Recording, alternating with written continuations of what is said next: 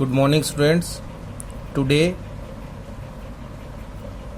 we start the new chapter, that is the organization of data. In this chapter we will understand the meaning of organization, how to organize the data, what are the steps or what are the process, what are the objectives of data, how to arrange the data, what we do to organize the data. We study all these things. First we need to understand the meaning of organization of data. What is the organization of data? Data is collected by investigator from the subject or from the person in the he means investigator goes and collect the information from the units in the universe. What the investigator collects is the raw data. It is called the raw data. Why? Because he has just come up with the information. Suppose he has gone to a family, he talked to them about their income, their expenditure, their education status, their religious beliefs, size of their family. Then he went to few other families. In all he go and collect information about 200 families. Family 1's income is this, expenditure is this, education is this, religion and size of family. For family 2, 3, 4, 5, 6, 7, he has collected data for 200 families. This is the data from which you cannot draw any conclusion. Why? Because just the information about one family is given. In the same format, information about 200 families are being given. You cannot draw any conclusion from that. So this type of data is called raw data. To draw any conclusion from raw data, what you need to do? You need to organize the data in a proper way, to arrange the data in a proper way. That is called organization. So what you can say, organization of data refers to the arrangement of figures in such a form that comparison of the mass of the similar data may be facilitated and further analysis may be possible. It means one can study the data, one can compare the data, and one can study and analyze the data to arrange the data in that way. This is called the organization. It means to arrange the data in the way by which you can study the data, you can analyze the data, and you can draw a conclusion from data. So organization of data refers to the arrangements of figures in such a form. Figures it means data what you have collected from the universe, that comparison of the mass of similar data may be facilitated. It means you can compare the mass, the depth of similar data. It means data about education, data about expenditure, data about income of different families, and further analysis may be possible. And you can have the analysis of the data, you can further analyze the data.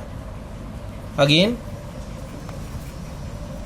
organization of data refers to the arrangements of figures in such a form that comparison of the mass of similar data may be facilitated and further analysis may be possible.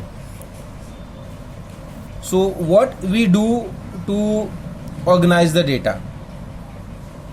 We arrange data in a proper way. It means we arrange data into different heads, just like income, expenditure, education, religion, size of family. We make all these parts and we keep the families in this part, how many are educated, how many uneducated, how many spend this much amount, how many earn this much amount, how many families belongs to this religion, how many families belong to this religion. We divide them into different categories on basis of all these aspects.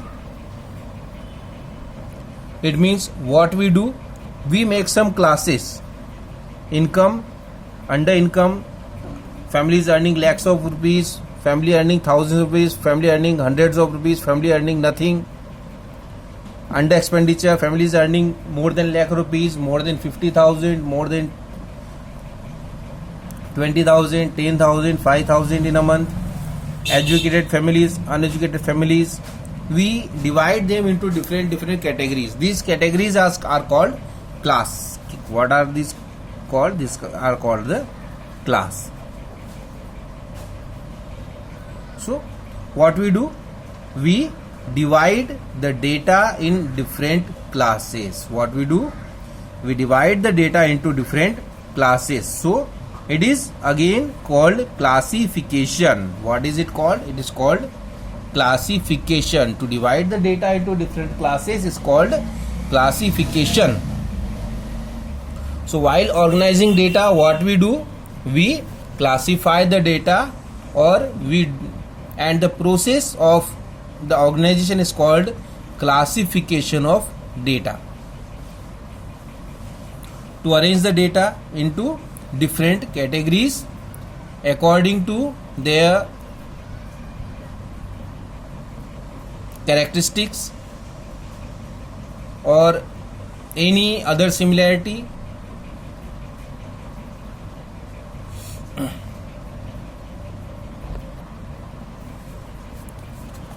What is classification? In the words of O'Connor, classification is the process of arranging things in groups or classes according to their resemblance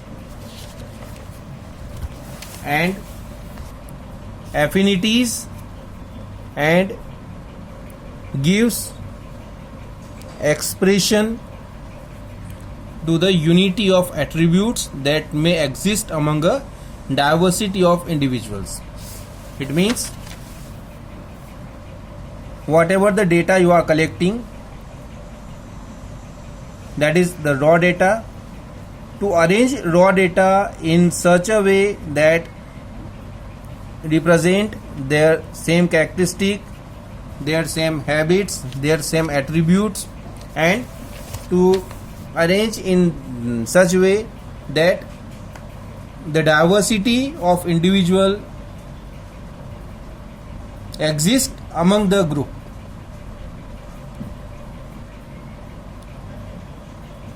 So by the study of this definition, we can draw some conclusion about the features of classification. What are these conclusions? First, data are divided into different groups. Data, what we do by classification, that we divide the data into different groups. Just like data collected on the basis of education, data collected on the basis of education can be divided into educated and uneducated two groups. Data collected on the basis of expenditure can be categorized into 3-4 groups, just like people earning more than lakh rupees, people earning 50,000 to lakh rupees, people earning 5,000 to 50,000. So these are type of groups can be made. Then the second conclusion about the feature of classification, that is data are grouped or classified on the basis of their class similarities. They are grouped on the basis of their class similarities. It means they have some common feature among them and they are divided on the basis of that common factor. All similar units are put in one class, and as the similarity changes, class also changes. What we do, we take one type of items in one group, and as the item changes, as the group the quality changes, the group also changes. Objective of classification. The main objective of classification are, it is brief and simple. What it does, it make your data brief and simple. You divide the data in group, you arrange the data in group, so that become very short, and you can easily understand that these are the families who are unliterate, these are the families who are literate, these are the families who are poor, these are the families who are rich. So that is very simple and brief. Utility. The raw data is of no use, but after classification we can use the data for our personal use. So classification enhances utility of data as it brings out similarities within the diverse set of data.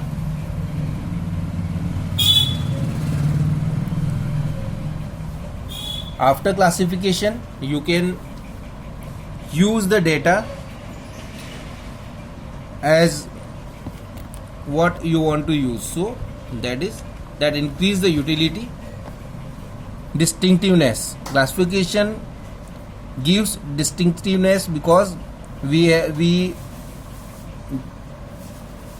divide the data on the basis of their similarities, their characteristics. So we may get a different type of categories for all the data. Then compatibility. It makes data more comparable. You can compare the data easily. Scientific arrangement. It is very scientific arrangement because you are dividing the data on the basis of their qualities, and by this it increases the reliability of data. Classification makes your data attractive and effective.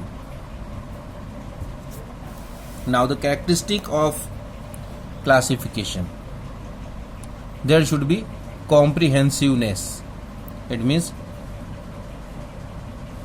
each and every item of data should get in some group of or class, and no data should be left out. So you should be comprehensively collect the data and divide the data into different parts. Clarity. There should be a clarity in classification. It means the classes should be clearly different from each other.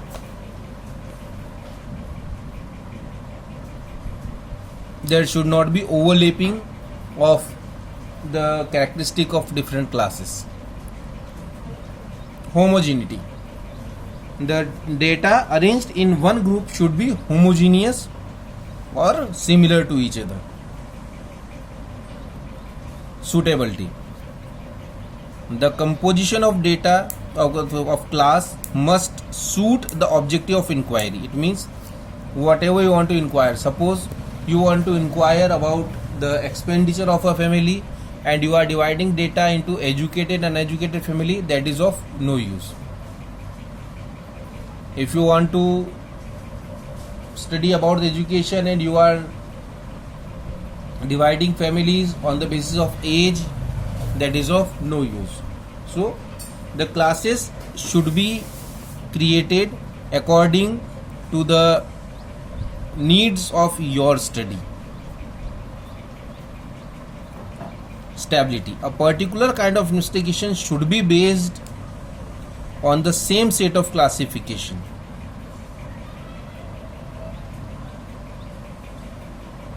And elastic. The classification should be elastic. It means there should be a scope of change in the classification.